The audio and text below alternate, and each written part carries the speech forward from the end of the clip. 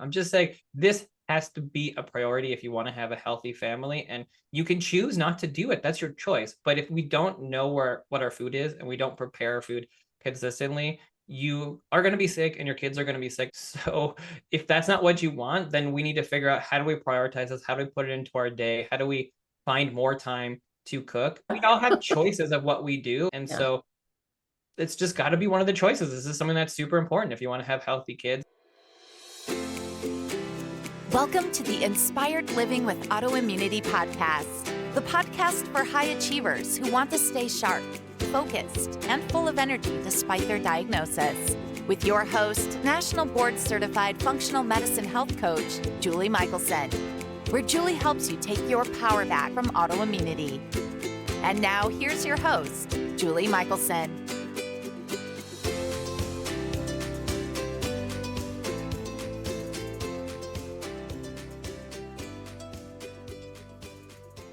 Welcome back to the Inspired Living with Autoimmunity podcast. I'm your host, Julie Michelson. Today we're joined by Dr. Joel Warsh, aka Dr. Joel Gator of the popular parenting Instagram account. Joel is a board-certified pediatrician in Los Angeles, California, who specializes in parenting, wellness, and integrative medicine. He's the author of Parenting at Your Child's Pace, the Integrative Pediatrician's Guide to the First 3 Years. In today's conversation, we're talking about what's going on with kids' health today and why chronic illness, including autoimmunity, is on the rise at a frightening pace. Best of all, we discuss what to do about it by addressing lifestyle factors in order to reverse the trend and create a healthier generation. Dr. Joel, welcome to the podcast. Thank you for having me on. I'm so excited. First of all, you are, I think the first pediatrician who's been on the podcast. And if this were 20 years ago, people would be like, why would you have a pediatrician on an autoimmunity podcast? But it's not. So welcome. I'm excited for our conversation. I was just kind of gushing over you before I hit record that I just really appreciate your work and just the kind of openness you show up with for at least your audience on Instagram, which is where I know you from most. So I'm thankful you're here. Well, thanks for having me on. And I guess it's good to be here, but I guess not so good. I mean, well, I hear what you're saying. And I guess, of course, it is actually useful, unfortunately, because of what's going on. Well, and so we need these conversations so that we can change the trajectory a little bit. So, but I would love to find out how, I was just saying, audience listeners know my kids are grown. But how did you get into this integrative, what I would call kind of functional medicine approach to pediatrics? Yeah, most people get into integrative medicine, I think, because they had some sort of life thing that happened to them, health complication, and medical system really helped them. And then they found something else. That wasn't really my story. I mean, I'm luckily been pretty healthy, knock on wood. But for me, when I was going through training, I got really frustrated with medications for everything and seeing a million patients all the time and seeing kids getting sicker and sicker, and also seeing people go outside of the system and getting better and starting to wonder what that is. Also meeting my now wife at that time, who's very holistic minded too. So all these things really open up my eyes to what else is out there. And once you step outside the regular medical system a little bit, you start to realize like, oh, this is not that woo. This is not crazy. Like, why are we not thinking about food? Of course, these things make sense. Like, there's nothing that woo. I mean, you can get pretty woo-woo if you go into integrative medicine, but that's not what it is. I mean, not for the most, really just thinking about the foundations. And so that's really what led me into integrative medicine, because there was no way to go back. I know you're asking before about Dr. Gator. So that's my wife's last name, actually. It's Intelligator. And people thought that was funny, so it kind of stuck. It's not a Florida thing. Everyone thinks it's a Florida thing. Nothing against Florida. I grew up in Toronto, but it's a wife thing. That's funny. I know. I was confessing. I was like, oh, no, your real name was Dr. Warsh. So, and it is true. Kind of once your eyes are opened, you really can't. I mean, your box got bigger, right? Why would you go back smaller? And I was kind of giggling because for the past 20 plus years, I've lived in Colorado, and I lived right outside of Boulder, moved from originally the Northeast via Florida to Colorado, and really thought whether, woo-woo, granola, just a lot of the lifestyle in Boulder. I'm not talking about the marijuana or just No, just healthy living. 20 years ago, healthy living, real food, raw milk, like these things that I remember thinking like, these people are nuts. And I remember, the more I learned and have evolved, it's like, oh, no, they were right. So Right. yeah, you can get as woo-woo or whatever, but there is a natural state that humans are supposed to be in, which leads me to one of the reasons I was so excited about our conversation, is because not only autoimmunity, but yes, autoimmunity, all kinds of chronic health challenges are on the rise in kids in astounding numbers. In the 90s, I worked at a university that had a school for autistic children. It was rare back then, right? Now it's not rare. So what is going on here? Yeah, I think it is really important to set the stage for what we're seeing these days, especially for those that don't have kids or really aren't, in the loop on it. Because I think it's all relevant regardless of whether we talk about kids, because it's really very similar Humans for adults and kids and humans. And, when we talk about kids and we talk about the stats, like you talk about autism, back 50 years ago, 100 years ago, it was like 1 in 25,000, 1 in 1,000. Then it was dropping to 1 in 100. Now it's like 1 in 36 or so is statistics, 1 in 22 in California. So like those numbers are increasing at a staggering rate. Autoimmune conditions, basically everyone is going through the roof. A lot of things we never saw in kids, we're seeing in kids now. I mean, the easiest example to really drive that point home is diabetes, right? I mean, type 2 diabetes called adult onset diabetes because you didn't see it in kids ever, when even for me in my career, I'm not like that old or anything, but I had You're not old at all. It wasn't something that you really talked about like even 10 or 15 years ago in kids because it's more of a lifestyle thing. And we all kind of accept that for type 2 diabetes. It's like, if you change up your diet, if you're not eating that healthy, if you move a little bit more, we can see those numbers improve. We can, not consider ourselves to have that condition anymore most of the time. But that used to be for adults. Now the average age of onset is 13 and 33% of kids have diabetes or pre-diabetes. 50% of kids are overweight or obese.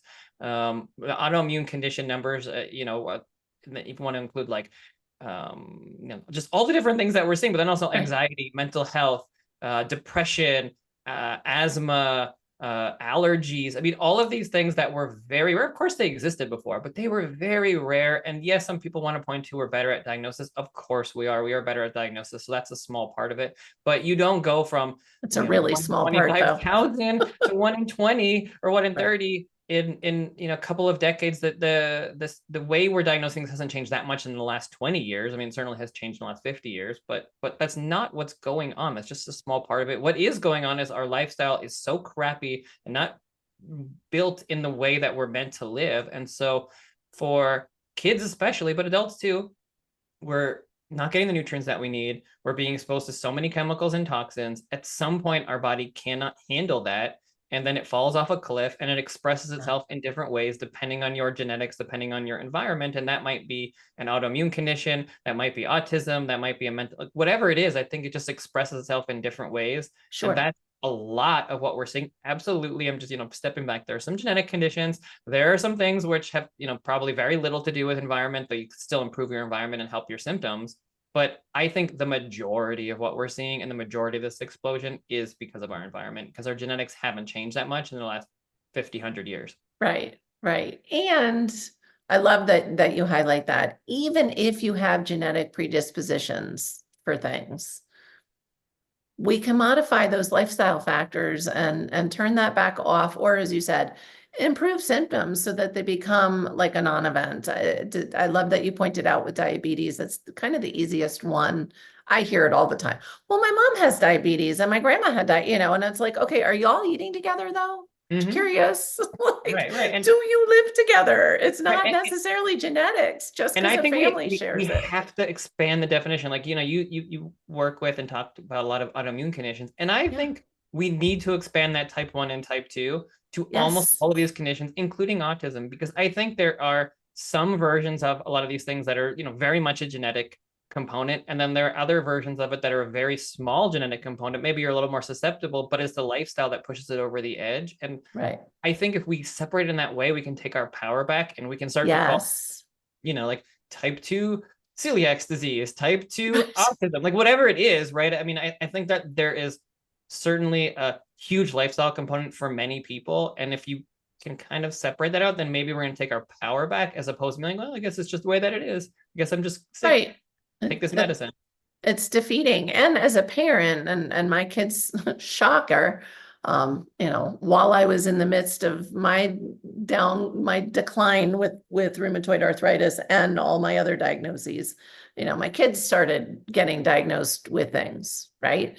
And so it is about empowerment. That's why we're having the conversation. And it's not about shaming or finger pointing. Or one of my favorite things working with parents of young children is the downstream effect, right? If I'm working with a mom to reverse her symptoms or get, as much under control as possible, my hope, grand hope, and should be, is that her kids aren't going to be seeking out somebody like me in their adulthood to backtrack and correct the things that set the spiral in motion to begin with. Mm-hmm. And that's exciting. That is empowerment. And so as a parent, you want to know, like, okay, to me, the diagnosis is the label for the symptoms. Right. Like none of it answers the question, why is this happening?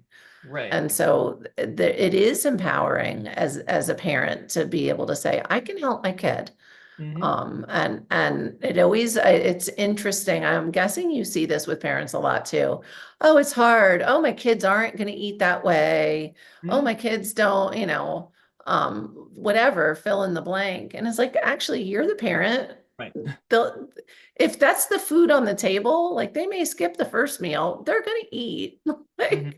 We're animals when it comes down to it. When we get hungry, we're going to eat what's there. Mm-hmm. And it's not a punishment for kids to eat, I don't think, to eat real food and learn to nourish their bodies. No, it's absolutely not. And that's called parenting. Thank you. We have to get back to it. We have to have some boundaries Right. within reason. And like what you said is exactly true. And I definitely echo that often, because, we're not trying to punish our kids with their food by saying like, oh, you can never have a snack. No, we're trying to give them healthier versions of foods that they like. And that means some experimentation, some figuring out what will work. But it doesn't mean you have to go from chips to broccoli. It means that you're going to get a bag of chips, you read the ingredients, you pick the better bag of chips. Right. Maybe get rid of the really crappy, cookies and Oreos and Doritos and whatever. And there are a lot of other versions of things out there. And there's also a lot of other snack food that you can purchase, make, that's, quite healthy. And they're going to love it too. They might fight you at first, but if it's actually really good, they're not going to fight you. If they, maybe they're going to love carrots and peanut butter or something. Like I don't know what it is they're going to love. Middle of the road. Yeah. You can find them good food that's a lot Make more them an ant log. And that's our job. Like our job is to keep them healthy, to make them resilient. And it doesn't matter that you're, I get it. People are busy. Things cost money. Like that's all true. But we want to have healthy kids. So we have to prioritize our health as well. And if it's not part of the equation, then our kids are going to be sick. And that's just how it is. 1 out of 2 kids have a chronic disease right now. And if you're okay with that, then it's fine. If everyone can make their own choices of what they want to do. But if you don't, then you want to give your kids the best chance to be healthy. The world is, a toxic place to begin with. There's only so much that we can work with. So we have to do what we can within what we can do. And that is the part that's up to us. And it makes a huge difference because the little things add up. It's not like one piece of cake is going to be the end of the world, give you an autoimmune condition. But if you're eating the dye, the chemical over 10 years, then that adds up in your body. Add that with every other thing.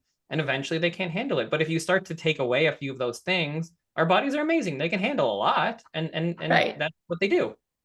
Yeah, it's always this tipping point, right? So it doesn't mean, I always say, perfection doesn't really exist and it's not sustainable. It's that you mentioned the word foundation. And I do believe that is our job as parents, is to create foundations, whether it's health, faith, just values, all of it. Then they go out, mine are all adults, they've made their own choices. Those foundations are still really evident. Mhm. And so, and I like people think I joke, I was not born a health coach, right? Like people are like, oh my gosh, you used to eat junk food? Yes, I used to eat Mhm. junk food. I used to eat stuff that I would never put in my mouth now because I Mhm. know better. I'm Right. not saying it that wouldn't, you know, it probably wouldn't taste good, but it did taste good at the time. So we go through this. I went through, and you work with a lot of parents. When my oldest was diagnosed with celiac, that became when he was 12, that became the beginning of my actual healing journey. Shocker, because we changed the food in the house. And I remember like literally feeling guilty that he was a middle school boy, you know, hardest time of his life, maybe, hopefully, at least, you know, and that he wasn't going to be able to eat the Oreos and the crap, right? I literally did. And we were just talking about it at family dinner on Sunday. I had a gluten bin because I felt like, well, it wasn't fair to the other two. They don't have celiac. And now I'm like, what they tease me all the time. They're like, thanks for like continuing to give us the poison, you know. Or Mhm. I'll work with parents who they'll get, you know, the grass-fed meat for themselves and give their kids and I'm like, wait, I don't understand. Don't you love your children? So we need to let go of the guilt that we're creating change for children. Mhm. That's one of the reasons I get so excited about what you do, because I think, oh my gosh, if people can learn this before they get pregnant, Mhm. even, you know, then they're just there. It's just a home run. I'm not saying nobody will ever get sick, but Right, right. No, and that's exactly why I wrote the book for the age range that I did, because I just came out with Parenting at Your Child's Pace, and it's a book for 0 to 3 year olds. And I get asked a lot about like, why did I choose that age range? Why didn't I go farther? And I mean, there's just so many questions that new parents have, but a big focus of what I wanted to do, and one of the reasons I got into pediatrics in the first place, was to help kids prevent disease. It's not what's going on in medicine these days. Everything is treatment, and treatment is great. I mean, we need treatments too, but we have to prevent these things so they don't end up in our offices. They don't end up needing an autoimmune coach. So they don't end up right. needing an integrative practitioner, or whatever. I think like Yeah. trying to get ahead of it. And so a lot of Or an integrative practitioner is just what we think of as a practitioner. our goal should be, let's talk about how we build a healthy child, build a resilient child. Let's talk about the foundation, so that way you can set that up from day one. So you're going to minimize their risk to be sick. No matter what you do, you can be the healthiest person in the world. You can still get sick. Sure. You can still get cancer. These things happen. You could be the Sure. least healthy person in the world and smoking and drinking every day Yeah. and live to 120. These things happen. But My that's not grandmother perfectly pickled herself. Like literally, she was pickled, preserved, like right. just and not sick. Just, Right. But for most so people, that's nuts. for most kids, if you live the regular American way, you're going to have a chronic condition. You're going to be on multiple medications. If you don't live that way, you won't. I mean, we know this. We know this pretty clearly. We can look at the places around the world that live the longest, that are the healthiest. I mean, we know what that involves, and yet we're not doing it. And therefore it is up to us to start to take back our control. And again, like you said, it's not about shaming, it's not about blaming, it's not about feeling bad, it's not about feeling overwhelmed. I try to minimize stress when I talk. I try to minimize overwhelm, because it's not about everything. It's just about making conscious choices to be healthy, to start learning about some of this stuff, to start making choices with this in mind, and prioritizing your health, and one little thing at a time, wherever you are. If you never cook a meal a week. If you cook 1 meal a week, cook 2 meals a week. If you never buy organic, try to buy a couple of things organic. If you don't know anything about the stuff on labels, start reading the labels, start to learn one thing. Like whatever it is that you're doing, as long as you're moving forward, then that is going to be the key. And every little bit helps, because whatever you do might be more than enough to keep your kids healthy. And the more that you do, the better.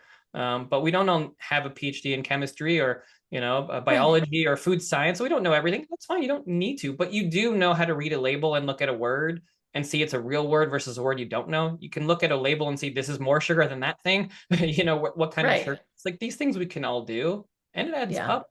It adds up over 5, 10, 15, 20 years. That matters. It does. It does. Amen. Reading labels, like that's always to me the first step. My daughter she just did it again. I was like my proudest mom moment when she was in high school, my youngest. And she called me because she and her friends had run to the grocery store for lunch. And she had found, something she wanted to eat. And then she read the label and she called and said, well, thanks for ruining my life. Now Right. I can't Or eat it. I don't saving, want it. Right, but that is the goal, right? And you said Yes. before, you said it's not about punishing them. It's about No. teaching them. You want them to learn healthy versus not healthy, good habits in terms of reading labels and learning about things. So that way, when they go out in the world, when they're older, when they're in college, when they're out working in the world, they're going to do the same thing. And they're going to, it might be different things at that point. Who knows what food's going to be like in 20 years or what we're going to be reading, but you're going to be conscious of this pattern of what I'm putting in matters. It matters for my health, and therefore I should think about it. And I can be the weird friend, I'm not the weird one, I'm the healthy one, but that's, and if the more kids that do that, the more that other people do it, the more that companies are going to be forced to make better products, because if people are not buying stuff with crap in it, then they're not going to make it anymore. They're not going to go out of business. Right. And that is key. And you mentioned, like, it doesn't have to be that hard. And there are up level trades at the grocery store that weren't there, 20 years ago, 18 years ago. You couldn't, I don't think, find a quote unquote, a healthier, I'll say, bag of chips at the store now. Now you can. So it's not about everybody has to spend 20 hours in the kitchen, even if you never cooked before. So I love our approaches are very similar. It's like one thing, and start with something doable, like get the easy win and then start building momentum. All about momentum. And you mentioned about cooking, like, let's be in the kitchen for 20 hours if we can. Like, that is useful. Absolutely. And I know you meant that. I'm just saying, like, that's where we need to go, right? Because but not day one. Not day one. Like, our goal from day one of someone who's never cooking is to be like, all right, you're going to cook every meal from now on. That's not practical. But we do have to acknowledge that a big important part of humanity and healthy lifestyle is knowing all the ingredients, picking great ingredients, loving our food, loving where it comes from, and then getting that food and then preparing it with our family, for our family, whatever it is. Like, that is a big part of human health, and that is gone. Like, it is so gone from the last few generations, because we're all about faster, cheaper, quicker, and you lose so much. So no, you don't have to do 20 hours right away. But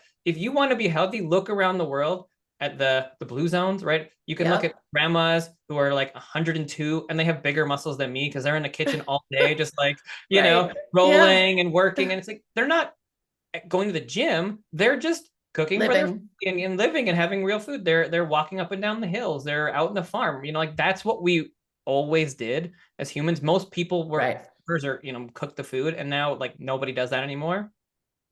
Speaking, and we live a very sedentary lifestyle, and we don't know where our food comes from, and it's mostly crap. And even in the best case scenario, we're not preparing it. So how is it possible that we're going to be healthy if we don't give ourselves good nutrients and we're not moving? Like, one of the best ways to do that is to start cooking again, because then you actually realize what is in your food. And if your kids like chicken nuggets, doesn't mean you have to never give them chicken nuggets, but instead of buying the packaged one or the one you make, I have a great recipe. It's super easy. Right. And like, okay, maybe even the chicken nuggets you're making are not the best thing in the world, but it's probably 10,000 times better than the chicken nuggets you're from the grocery store, from the fast food store. So you're getting a huge net positive, even if it's not like the best food you could ever give them, maybe, but like it's a win from where you were. And that's what we have to work towards, because that's what matters. Amen. And also, I don't know, like, they're going to eat what you're giving them. So if they only want chicken nuggets, it's because you've only been giving them chicken nuggets. Right. I never had I don't know, were there chicken nuggets when I was a kid? I never had one. I don't know until, my kids were asking. So, and you touched on, we start talking about food always, because so much of what we eat and we're giving kids isn't, I don't even think, definable as food, and the body certainly doesn't recognize it as food. So it's the low hanging fruit. It's so important. It's become so adulterated, and it's so easy to control once you learn and take those steps. But another really big thing that you just mentioned, because I was thinking, well, yeah, and when you cook, when kids grow up in a cooking home, they learn to cook. Like it's a life skill. And but you mentioned something else, which also is, I believe, part of the wellness level in the blue zones too, is community and connection, right? When you didn't say just cooking, you said cooking together as a family, right? And I remember back when my kids were tiny, the reading about the importance of sitting down at the dinner table together. Like even then, and my oldest is about to turn 29, things had already shifted, right? Where people were sticking the kids already in front of the TV with dinner or whatever happened to that we even needed to discuss, sit down as a family at dinner. And so I do think within the family and outside of the family as well, this sense of community, at least in our country, is something that has also I don't want to say faded away, but it needs a little more intention now to create. And I believe is a really important part of wellness. I think so. I mean, mental health is a disaster right now. And a big part of that is feeling isolated.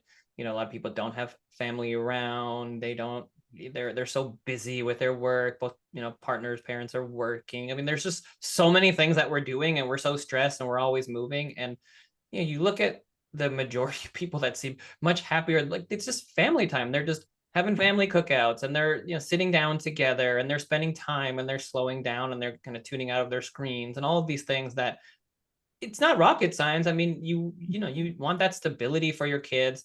These are the things that really are, I think, very important for us and our kids. And we really moved to like, all right, we got to get going, got to get this done, faster dinner. We were marketed to. I mean, we were marketed to for many, many years about faster, quicker, cheaper, better. Right. And just not true. What you lose with faster, quicker, cheaper is health. Right. And it's great that we have some of this stuff because sometimes you need a snack on the go. Sometimes, you just can't cook. Sometimes, these are things that you are with our modern lifestyle, but fine. But that should be more the minority than the everyday. Yes. And I don't know, I just think cooking is such a vital part of our lives, and we lost it and we have to get it back. And just one other point on, you're talking about the family cooking. We have to be a little humble here as parents. And I say this to parents all the time, like, you might not be a good cook. Right. That might be the reason why your kids don't eat, or maybe you Right. just never learned. A lot of our parents didn't really teach us because it just wasn't that important. And that's okay. But we're really lucky we have a lot of resources. There are cooking classes, there's an internet, you can learn how to do some things. And if your kids don't want to eat your food, then maybe it's not that the food that is healthier is actually bad. Maybe you're just not preparing it in a way that they like. And that's okay. Like, this is just another learning. It's such an important life skill that we lost and we have to get it back. I love that. And if the kids are in the kitchen, because I have seen this too. I love it. And the parent isn't a great cook, the kids tend to learn really quickly to become good cooks. Especially with the younger kids that are toddlers, a little older than toddlers, or whatever. Like, they love to help in the kitchen. They love to help cooking for things, whatever. I mean, that's such a great family activity that it's like, you don't even, you're just making dinner, but you're doing it together. And you're teaching them how to cook, but you're also spending time together, which is the thing they value most. So I will say, because I do remember this, is that was kind of the height of like my fatigue and my pain, and it will take longer to prepare the meal. There will be a little more cleanup, but you can't even put a price on the value of having the kids in the kitchen, really. Right. And that just goes back to priorities, right? I mean, because the first thing that when you talk about this, that people yell back is like, oh, I just don't have the time. I'm so busy. Yes. Oh, there's, single moms. Okay, I get it. There are situations where it's really tough to do. But that doesn't matter. Like, it just doesn't matter. You have to prioritize it. I certainly understand in certain situations that, like, you're not gonna be able to do it. You're not gonna be able to do it every day. That's not what I'm saying. I'm just saying this has to be a priority if you want to have a healthy family, and you can choose not to do it. That's your choice. But if we don't know what our food is and we don't prepare our food consistently, you are going to be sick and your kids are going to be sick. That's just how it works. So if that's not what you want, then we need to figure out, how do we prioritize this? How do we put it into our day? How do we find more time to cook? Because create more time. We all have choices of what we do. And so it's just got to be one of the choices. This is something that's super important if you want to have healthy kids, and that may not be the choice that's possible for everyone. I get that. But for the majority of people, that has to be a priority. And most people can a lot, an extra hour a week, an extra 30 minutes a week, an extra whatever a week to make a few more meals. Or even if you can, one day of the week, even if that's all the time you have, like on Sunday, you make a big batch of a bunch of food and you in the fridge for a couple of days, and at least it's prepared food for 3 or 4 days out of the week instead of 0. Yeah. And one of my tips with that is, like, if you're doing big batch stuff, like, make a double batch and freeze portions. And then you're not cooking, but you're eating good, real homemade food every day. Right. So Exactly. there are ways, we have ways. Once, like you said, once you acknowledge that this is a priority, you'll find the way, and it is a process. But I look back and I'm like, wow, luckily I did always, even in pain and tired, I'd always cooked, and I can, and yet still my kids, we also ate a bunch of junk. So still my kids ended up having to relearn better habits. So it's kind of whatever that first step is, like you said, if you don't cook at all, then cook something. Yeah. So what are some of those other, what we would call modifiable lifestyle factors? Food obviously is huge.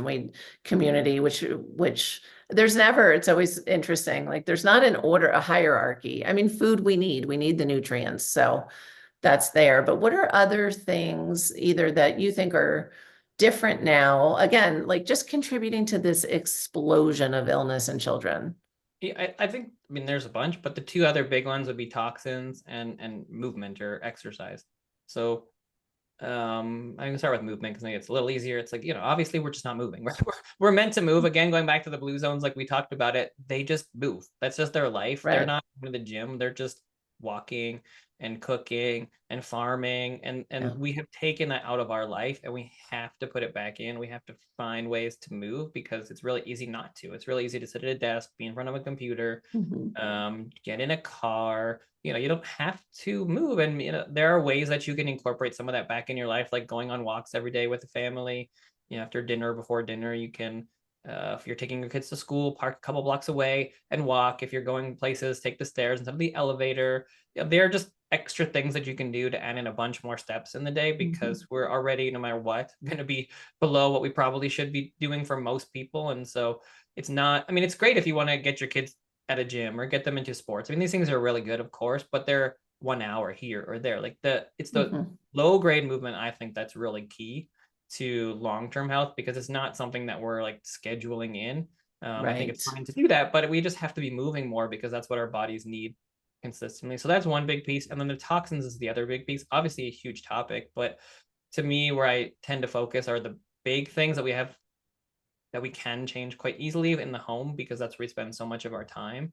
And so I usually mention things like, okay, we breathe a lot, right? So let's think about the air. We can't change the air outside, but you can get some plants for your home. You can get an air filter. These are easy things that you can do to just improve things a little bit. You drink water at home, let's say, hopefully, and maybe you're drinking tap water. If you're drinking tap water in a city where the tap water is not so good, then make sure you're getting a filter, or make sure you're getting bottled water, glass if you can. But these are things, again, if you're drinking your tap water every day, like, that's a lot of chemicals, especially in those cities. So where do you spend your money? Well, I'd get a good filter, if that's what you're going to be doing. So important.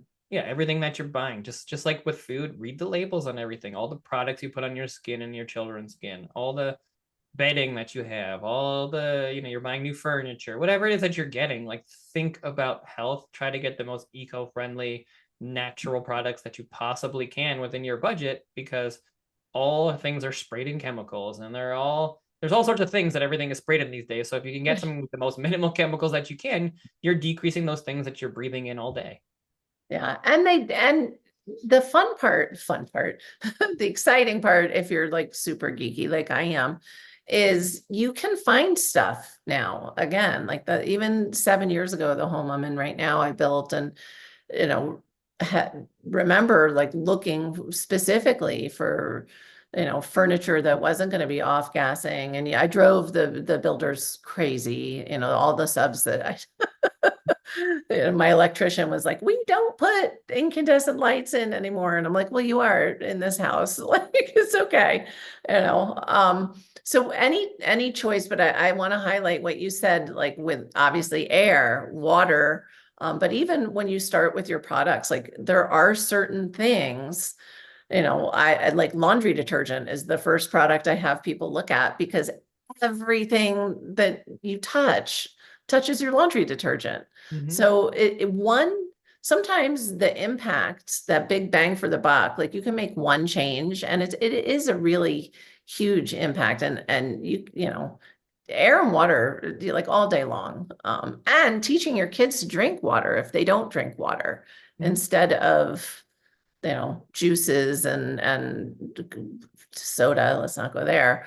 But like just as again, I'm not saying never treat, but like if they're dumping juice into their body all day, don't wonder why they end up with diabetes. Like it's just we like jumped over logic somewhere. And Yeah. so it's really just getting back to nature and logic. Does that resonate with you? Yeah, I mean that's exactly it. All of this stuff is so basic and common sense in general, Right. but we're so confused by big companies, big corporations, because they're doing that on purpose and they Yeah. want things that are cheaper. Because again, I mean, their goal as a company, I've said this many times, is to make money. If you were a Right. corporation, your job as CEO is to make more money this quarter than last quarter. It's not a nefarious thing. I'm sure sometimes they do nefarious things, but mostly it's not nefarious. Mostly it's just they want to make more money. So their job is to figure out, what do I do to get you to buy my product the most and keep buying my product? It's not about how do I keep you healthy. They don't care, right? They don't care. If it's a byproduct of it, great. I mean, smaller companies, sometimes they think about that because they want you to get their products and buy eco-friendly products, but big companies don't care. That's not their job to care. It's our job to push back.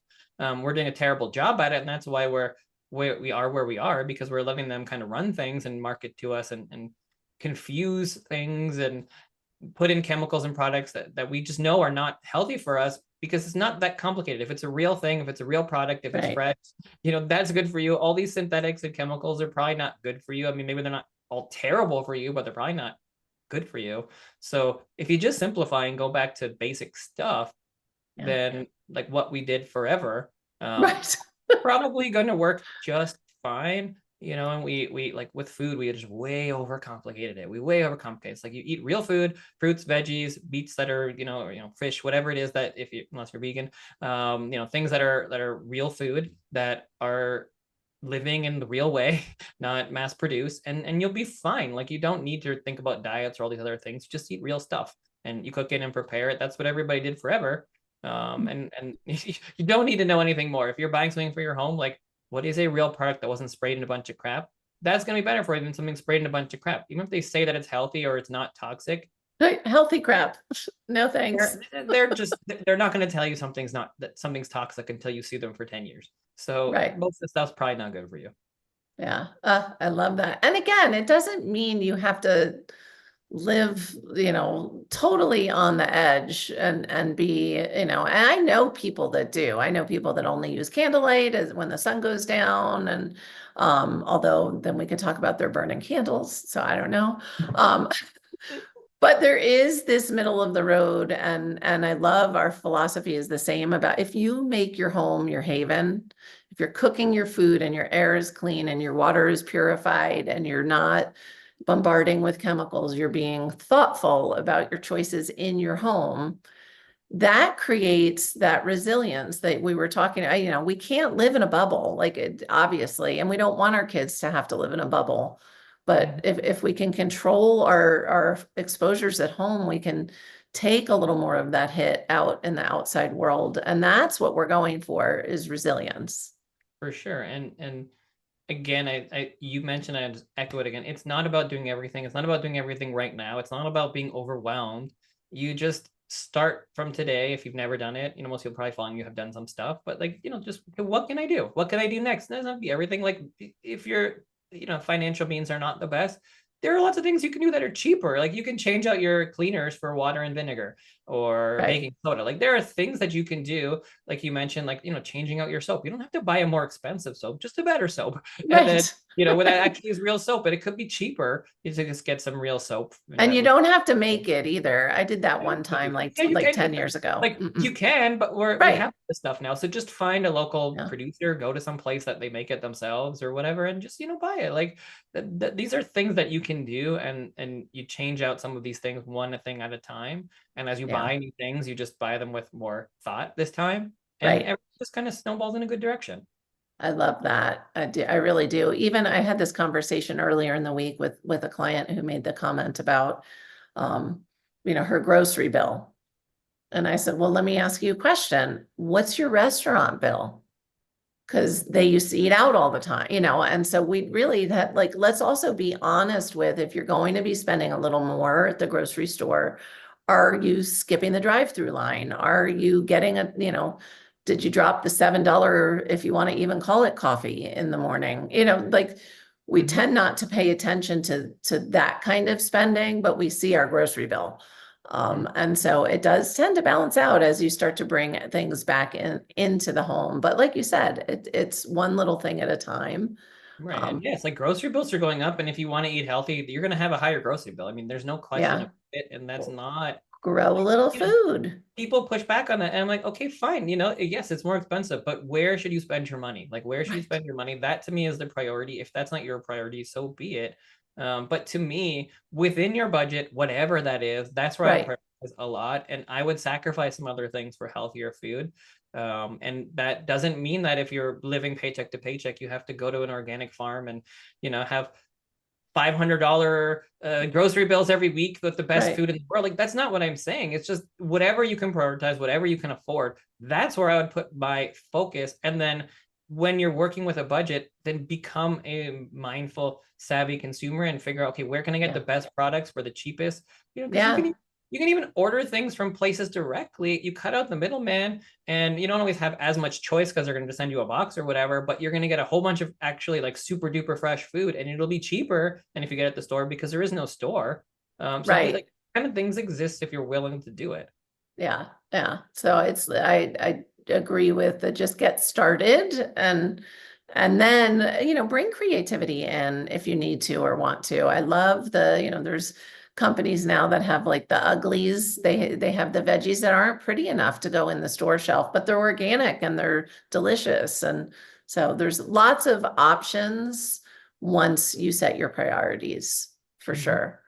Yeah, you mentioned the word overwhelm, which I joke, I used to always overwhelm my clients in the very beginning because we would jump in with food and, do a lot of things. What are you seeing, like, from that pediatric lens of the impact of stress on kids these days? I mean, I think it's just everybody, right? Stress is so high. We're putting more pressure and stress on kids than ever. And of course, if you're constantly stressed, and that's going to affect your immune system and your body. And it's one of the other big factors. We didn't really talk about it too much, but it's one of the other big factors, I think, in all these autoimmune conditions. I mean, the chronic stress throws your body off, it throws your hormones off, it throws your immune system off, and it puts you at a disadvantage with everything. And eventually, if your hormones are off for long enough time, I think that's another big factor in chronic disease. Thank you. I just wanted to not leave it unsaid, because I dealing with it with the adults, right? But I joke, I don't know if it made me a better mom or a worse mom, but I could see the pressure put on kids, my kids, at such a younger age. I remember when one of my kids was, like a freshman in high school and having like this major, he was dealing with anxiety, and it come to find out when I finally got him to open up, it was because he was going to an IB high school. So, good, it was geared toward go-getters. And basically they had told, the message the kids were receiving was, by now you should know what you want to do with the rest of your life, like where you're going to college, what. And I was like, whoa, no, and I really feel like as a mom, which was not common, but I found myself saying, like, it's okay. Like, nobody cares, yeah, if you have a specific goal to go to a certain college, I'll support you in doing what you need to do, right? Or even in college, it was like, nobody's looking at your undergrad grades. Like you don't need a 4.0 plus in college to do anything you want to do. Like reel it in a little bit. But I do feel like it's like a pressure cooker from such an early age now, that I just wanted to see, like, is that what you're seeing? I think there's a lot of